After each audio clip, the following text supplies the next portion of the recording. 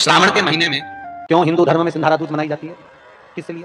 आज पूरे भारत की भूमि पर कई माताएं हाथ में मेहंदियां लगाती हैं, चूड़ियां पहनती हैं, सुंदर चुनरी पहनती हैं, माँ पूजन करती हैं, माता का आराधना करती हैं। सिंधारा दूज उसका कारण केवल इतना सा है, सिंधारा दूज का मतलब यह होता है कि चंचुला देवी जब 14 दिन तक शंकर और पार्वती अपने गुफा में से बाहर नहीं निकले शिव महापुराण के यजमान बनने के लिए, तब माता चंचुला देवी ने हाथ जोड़कर मां जगतजननी जगदम्बा को सुंदर वस्त्र, सुंदर चूड़ियां, सुंदर आभूषण माता के चरणों में ले जाकर समर्पित करे थे और कहा, मां इन चूड़ियों को जो मैं दे रही हूं, ये लाल चूड़ी, ये लाल श्रृंगार, ये लाल वस्त्र, जो लाल चूनर जो मैं प्रदान कर रही हूं, मां बस ऐसी कृपा कर दे कि तू इन चूनर को धारण करे और मेरा भी सौभाग्य, मेरा भी सुहाग अमर कर दे, बस इतनी कृपा मेरे ऊपर कर दे। वो सिंधारा दूज का महत्व है। आज भारत की भूमि की सभी माताओं को सिंधारा दूज का बहुत बहुत बधाई।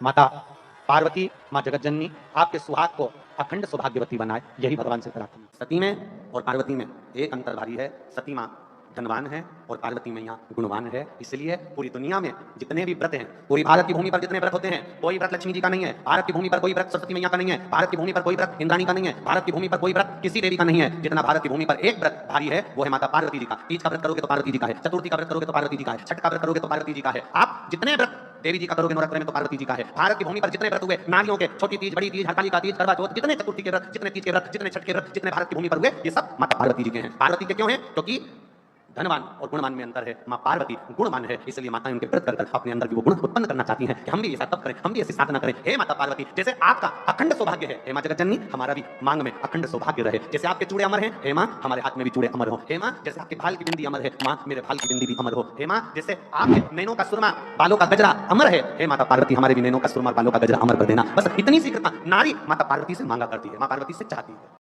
वस्तुओं का जो दान करता है वो जीवन में कभी विधवा नहीं होता। महाराज वो 8 वस्तुएं बताई हैं। पहला कुमकुम, दूसरा पुष्प, चाहे लाल हो, चाहे सफेद हो, चाहे पीला हो, पुष्प कोई भी। तीसरे नंबर पर है चंदन, चौथे नंबर पर है तांबुल, पांचवें नंबर पर है काजल, छठे नंबर पर है ईख, क्या बोलते हैं यहाँ पर ईख को, क्या बोलते हैं? गन्ना, ईख। सातवें नंबर पर है लौंग, खाने वाली जो लौंग होती है, लौंग। और आठवें नंबर पर है जीरा। कहते हैं चैत्र महीने की तृतीया तिथि को बिना नमक का भोजन कर सुबह बिना नमक का भोजन करें, एक समय फलाहार करें बिना नमक का, और तुला दान के बराबर एक पलड़े में अपन बैठकर 8 वस्तुएं तुला की रखकर जो दान दे देता है वो नारी कभी विधवा होकर नहीं जाती। 7 जन्म तक अखंड सौभाग्यवती रहती है। अखंड कार्य करेंगे तो भी सौभाग्य की सामग्री देंगे। सौभाग्य की सामग्री का दान क्यों किया जाता है? सौभाग्य सूचक वस्तुओं का दान क्यों किया जाता है? सौभाग्य की वस्तुएं क्यों प्रदान करी जाती है, क्यों दी जाती है? उसका कारण क्या है? क्यों देते हैं? महाराज, भारत की भूमि की सौभाग्यवती माताओं का एक मन की अभिलाषा रहती है, भारत की भूमि की माताओं की एक अभिलाषा रहती है कि जब उसके प्राण छूटे तो अखंड सौभाग्य धारण करके पति के कंधे पर समर्पण करती है। ये भारत की भूमि की माताओं की सोच, उनके मन का संकल्प, उनके मन का भाव। और विदेश की माताओं का संकल्प होता है। महाराज, भारत का एक संत विदेश गया और भारत के संत विदेश गए तो वहां पर एक मां, एक स्त्री पति की कब्र के पास में बैठकर पंखा कर रही थी।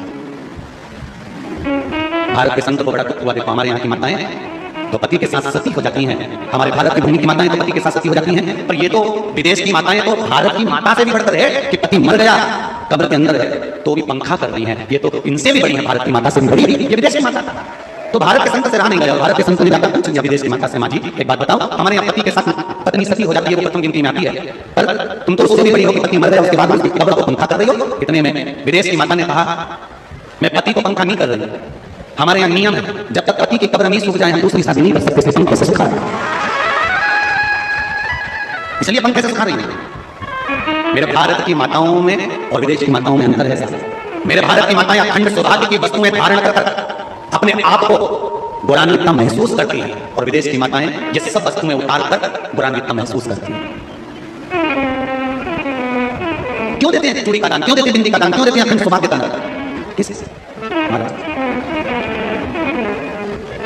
मेरे हाथों में भर भर के चूड़ी रहे, मेरे हाथों में भर भर के चूड़ी और मैया कोई कामना, मेरे मस्तक पे चमकती चूनर रहे, मेरे मस्तक पे चमकती चूनर रहे और मैया कोई कामना, मेरी मांगों में भर भर के सिंदूर रहे, मेरी मांगों में भर भर के सिंदूर रहे और मैया कोई कामना नहीं, मेरे पाँव में बिछुड़ी का जोड़ा है।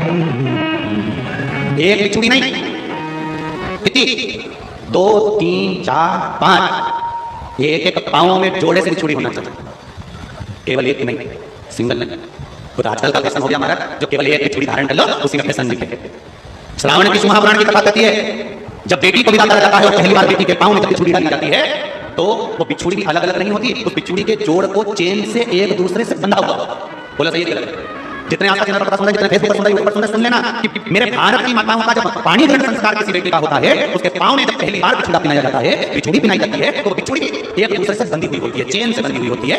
उसको अलग अलग वाली बिछुड़ी शादी के मंडप में नहीं पिनाई जाती। क्यों? जैसे ये बिछुड़ी एक दूसरे से पाँव में बंधी हुई है, तुम्हारी जिंदगी अंतिम श्वास तक ऐसी ही यही बना है।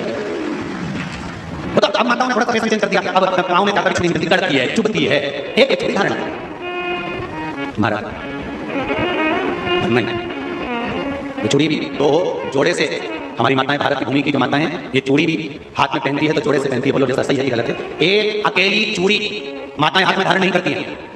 अगर भारत की भूमि की संस्कारित माताएं हैं और भारत की भूमि की सभ्यता और संस्कृति को जानती है तो अकेली चूड़ी नहीं, जोड़े की चूड़ी पहनेगी। 2 चूड़ा डालेगी, 4 डालेगी, 12 डालेगी, पर सिंगल नहीं, अकेली।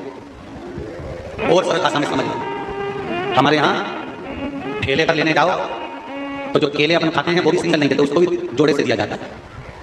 2 की 12 की, आधी दर्जन दूं की 1 दर्जन। अब अंदाजा लगाइए, हमारे यहाँ देने का भी अच्छा हो। श्रावण के महीने की महापुराण की कथा, जिसका नाम है श्रावण महापुराण की कथा, कहती है कि पार्वती जी ने और गंगा जी ने ये चतुर्मास में जितना सौभाग्य का दान दिया है, उनके बराबर दुनिया का कोई भी इतना सौभाग्य का दान नहीं दे सकता, जो माता गंगा और पार्वती दोनों दान देते प्रतिदिन देते। और अब आपको फैशन आ गया, तुम लोग जो सौभाग्य का दान देते हो प्लास्टिक की डलिया में देते हो। पर एक एक पुराण को उठाकर देख लेना, एक एक अध्यापन को उठाकर देख लेना, जितनी तुम कथा तुम्हारे घर में छोटी छोटी कथाओं की पोथियां पड़ी हो उनको उठाकर देख लेना। उसमें नहीं लिखा कि प्लास्टिक की डलिया में सौभाग्य की वस्तु का दान दिया जाता है, उसमें लिखा है बांस की पिटारी में, बांस की डलिया में सौभाग्य की वस्तुओं का दान दिया जाता है। क्यों? क्योंकि बांस वंश की वृद्धि करता है, बांस सौभाग्य की वृद्धि करता है, और बांस अखंड सौभाग्य, जैसे बांस का पौधा बढ़ते चले जाता है, बढ़ते चले जाता है, उसी तरह बांस की डलिया में जब दान दिया जाता है, बांस की टोकरी में जब दान दिया जाता है, तो भाव रखा जाता है कि तुम्हारा सौभाग्य इससे ही बढ़ता रहे। अब थोड़ा सा फैशन चेंज हो गया तो प्लास्टिक की डलिया